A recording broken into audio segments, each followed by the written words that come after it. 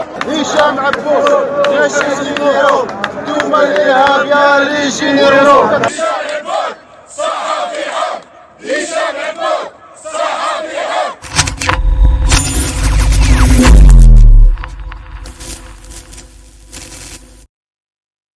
Comme attendu, et ça a été dit pratiquement de manière indirecte par le Quai d'Orsay, tout comme par le président Emmanuel Macron à l'annonce du verdict de Boualem Sansal, c'est-à-dire il continue à croire en Tebboune et il continue à croire en, entre parenthèses, l'humanisme de Tebboune, et que Boualem Sansal va bientôt quitter sa prison. C'est ce que nous souhaitons tous.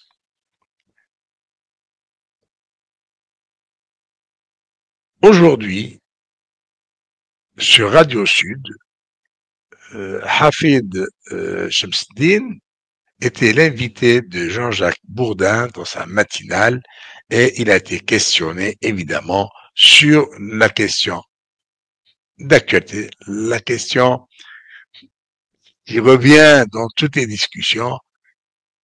Qu'en est-il de Boualem Sansal et de sa condamnation? Alors, écoutons-les. Qui vous concerne, évidemment. Boualem Sansal, condamné à 5 ans de prison plus une amende de 500 000 dinars algériens, ça représente à peu près 3 500 €. Il est accusé d'atteinte à l'intégrité du territoire algérien pour avoir dit que le territoire marocain a été amputé au profit de l'Algérie sous la colonisation française. Est-ce que ce matin, sur la... Alors, avant qu'il ne poursuive, cette accusation n'a pas été retenue lors du procès. Ce qui a été retenu, c'est l'atteinte à la sécurité nationale, c'est des documents qui étaient en sa possession sur ses appareils téléphoniques et sur son ordinateur. Voilà. Mais ce pourquoi ils l'ont arrêté, ça n'a pas été retenu. Et d'ailleurs, on va voir tout à l'heure le recteur de la mosquée de Paris qui va dire qu'il est passé en correctionnel, donc pas en pénal. On y va. Radio, vous appelez le président algérien à gracier Boualem Sansal. Alors, aujourd'hui, je le fais avec plaisir devant vous, mais je l'ai déjà fait à plusieurs reprises, comme vous l'avez si gentiment rappelé. Je suis avocat et je sais ce que c'est la prison. Je sais ce que ça peut être pour un homme, quelle que soit la prison. Alors, donc, Jean-Jacques Bourdin demande au recteur de la mosquée de Paris s'il peut appeler Tebboune pour une grâce présidentielle. Il dit oui, je le fais devant vous et je l'ai déjà fait. Quand est-ce qu'il l'a fait? On l'a jamais entendu parler de Sansal. Il l'a fait certainement par téléphone parce que on va voir tout à l'heure que Macron et Tebboune continuent de communiquer entre eux, mais pas directement, par intermédiaire. Et c'est ce que dit le recteur de la mosquée de Paris. Lui, comment est-il dans les secrets des dieux? Comment peut-il savoir qu'il y a communication par intermédiaire si c'est pas lui l'intermédiaire? C'est ce qu'il laisse supposer, hein. On continue. En même temps, il est âgé, en même temps, il est malade, son épouse est malade, et donc, vraiment, à titre humanitaire, c'est... Voilà. Là, on parle d'humanitaire. Ça a été fait pour Rachid Nekez, humanitaire. Mais il était seul. Là, Boualem, certainement, il va bénéficier de la grâce à l'occasion de l'Aïd el-Fitr et à titre humanitaire. Chose qui... sens. Alors vous appelez le président algérien à la grâce? Bien sûr, et depuis le début, c'est-à-dire que lorsqu'il a été interpellé, moi je me suis déjà intéressé à lui à ce moment-là et j'ai fait des petites vérifications et on m'avait dit qu'il avait eu accès dès le début de sa garde à vue, à pouvoir parler avec quelqu'un de l'extérieur. Je crois même qu'il a parlé avec 2 personnes, je ne sais pas qui. Mais pas avec son avocat juif, dans tous les cas. Son avocat français. Je suis pas tout à fait d'accord avec vous. C'est ce qu'ont dit les autorités algériennes. Non, jamais. Je connais suffisamment. Non. Absolument. Je le confirme, je connais assez bien le président Tebboune. Oui, vous le connaissez bien. Je sais qu'on ne peut pas, aujourd'hui, sous l'autorité du président Tebboune, quelque autorité que ce soit en Algérie, qui puisse aujourd'hui dire que François Zimré ne peut pas rentrer en Algérie parce qu'il est juif. C'est faux. Alors, il y a eu des bruits, je dis pas, l'information est venue, je l'ai écoutée. C'est faux. Et je trouve que c'est scandaleux. Et François Zimré, avec qui j'ai une relation à la fois de confraternité mais d'amitié, nous avons discuté. Il est avocat comme vous. Enfin, il a été ambassadeur, il est avocat. Absolument. Et je l'ai vu, j'ai vu François Zimré. Et lorsqu'il a fait sa demande de visa, nous avons géré ensemble ce moment. Mais il n'a pas obtenu. Parce que la première fois, je vous donne toute l'information parce qu'il est important d'être objectif dans cette situation. On est d'accord. Aujourd'hui, François Zimré, la première fois lorsqu'il a fait sa demande de visa, il avait une lettre de constitution comme avocat par Gallimard. Et nous savons qu'en droit pénal, que ce soit en France ou en Algérie, il faut que ce soit la personne elle-même qui est concernée par le procès qui constitue l'avocat. Alors, c'est drôle comme explication. Pour justifier le refus de la demande de visa, il fallait que ce soit le détenu qui écrit la lettre de constitution alors que le détenu était entre les mains des services secrets algériens. Il pouvait communiquer avec personne. Et il dit que son avocat n'a pas été refusé parce qu'il est juif. On l'a pas autorisé à rentrer en Algérie parce qu'il est juif. Et d'ailleurs, Jean-Jacques Bourdin lui dit que c'est faux. C'est faux. Ils lui ont conseillé de conseiller un autre avocat, mais pas juif. Voilà. Donc, bien que recteur d'une mosquée, M. Hafid est obligé de mentir. Eh oui, pour la bonne cause. Et la meilleure, ce qui fait rire, c'est lorsqu'il dit qu'il ne connaît pas une quelconque autorité qui puisse aller à l'encontre des décisions de Tebboune, l'autorité de Tebboune. C'est comme si Tebboune avait réellement une autorité dans le pays. Bon, on continue à écouter. Et je suis désolé pour la qualité du son. En passant par StreamYard, ça donne une mauvaise qualité. Voilà. Ensuite, M.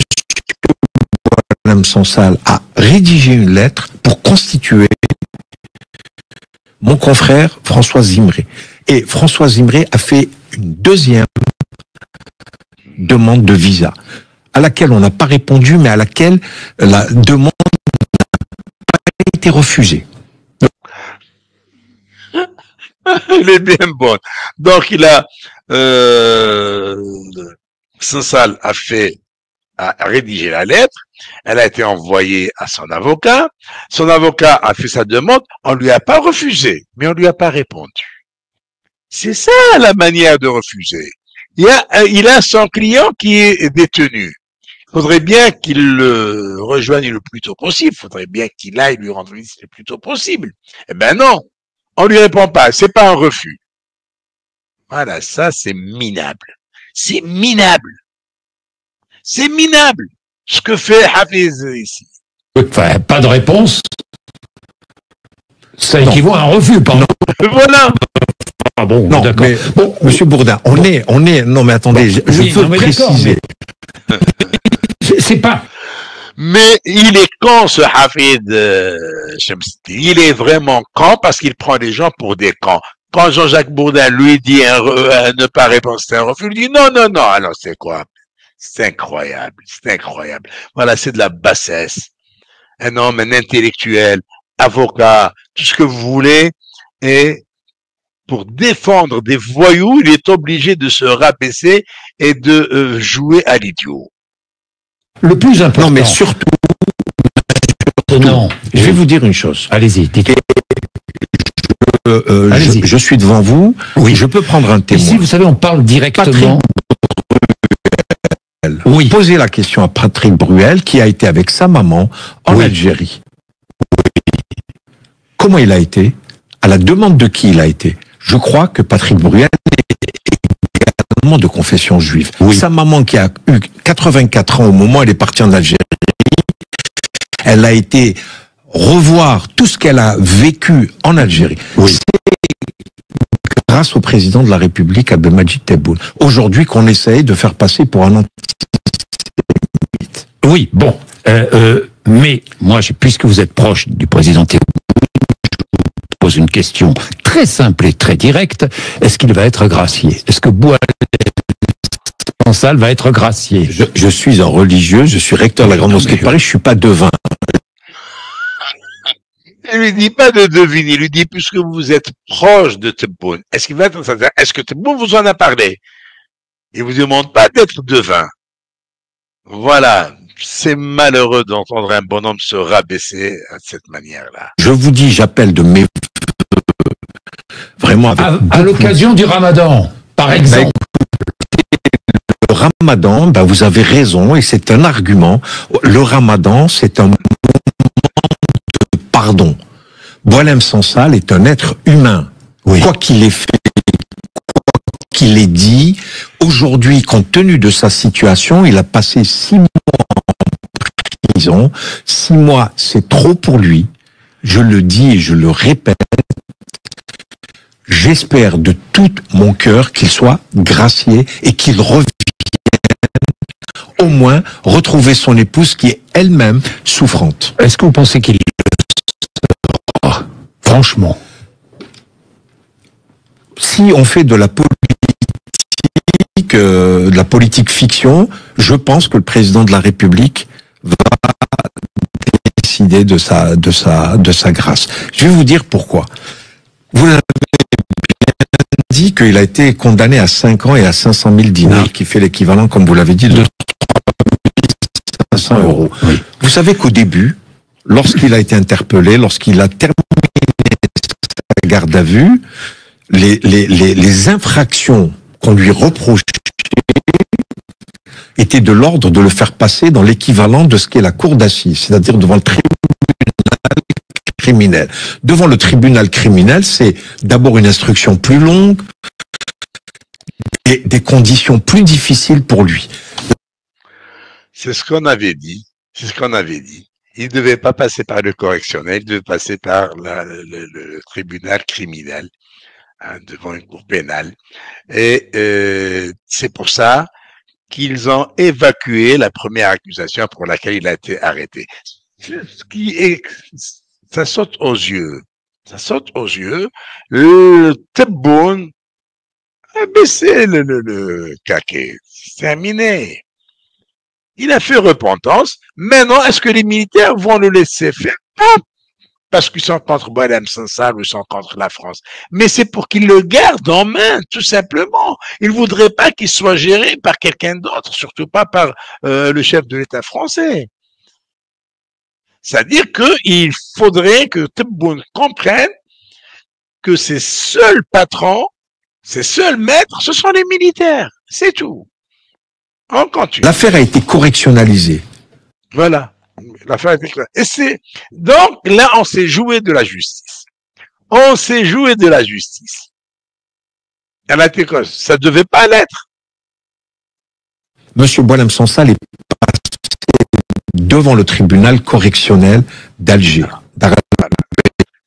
Ça, nous l'avons dit dès le premier jour du procès. Et on savait où ça allait arriver. Voilà. Parce que la cour pénale, un tribunal criminel, l'instruction est longue, donc ils pouvaient pas faire vite, parce qu'il fallait faire vite, et ils sont obligés de continuer à faire vite et à le libérer. D'ailleurs, bon, il dit c'est l'argument, le Ramadan, c'est le mois du pardon. Est-ce que ça va s'appliquer pour les autres détenus d'opinion qui sont au nombre de 254 ou 250. Attendez, je vous donne le nombre approximatif, mais qui est actuellement retenu par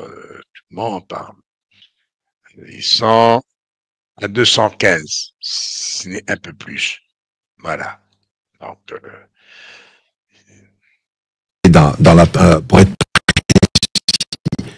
Donc aujourd'hui, son procès est terminé. C'est-à-dire que oui, il lui reste une chose. Est-ce qu'il va faire appel ou pas? Parce que voilà. Donc son procès est terminé. Il y a une condamnation définitive, sauf s'il fait appel. S'il fait appel, il va pas bénéficier de la grâce. Mais comme il a du temps, c'est-à-dire il a 10 jours. Il a 10 jours devant lui. Et la grâce, prison, c'est dans 2 jours. Et là, il peut toujours prendre le risque de ne pas faire appel. Parce que s'il ne fait pas appel, ça veut dire qu'il reconnaît les faits. C'est ça, il reconnaît les faits. Voilà, il va le dire d'ailleurs. S'il fait appel de sa décision, je pense, parce que s'il fait pas appel, c'est qu'il reconnaît les faits. Et je ne connais pas très bien Boualem Sansal, moi à sa place, je vais réfléchir. Parce que si je ne fais pas appel, il va être vraiment face à un dilemme.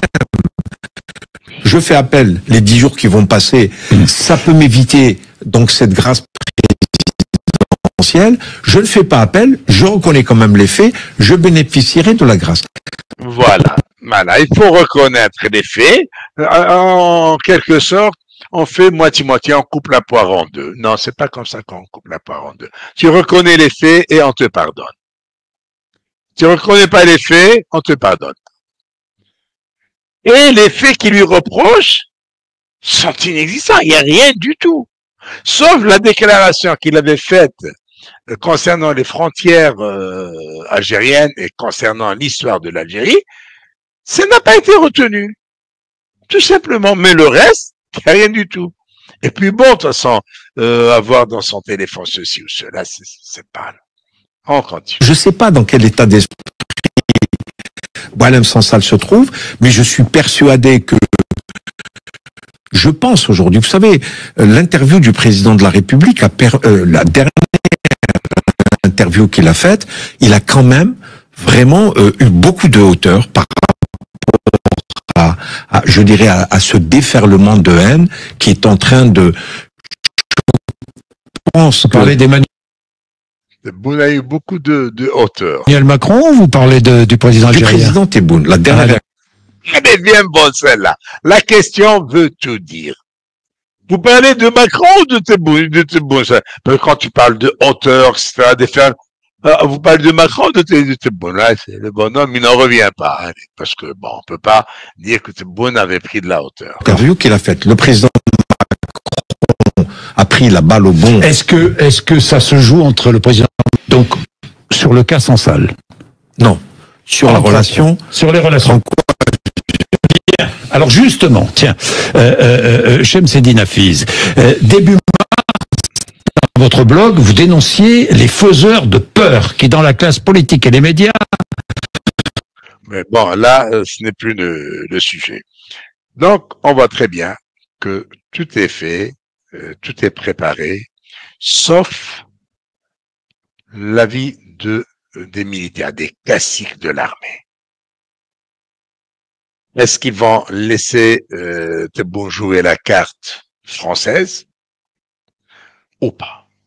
Et pour jouer la carte française, il faut jouer le premier atout, c'est celui de Sansal, Boualem Sansal. Et après, on verra le reste. Voilà. On va passer maintenant au ministère des Affaires étrangères et cette fameuse instruction donnée aux fonctionnaires de ce ministère. Après le génie.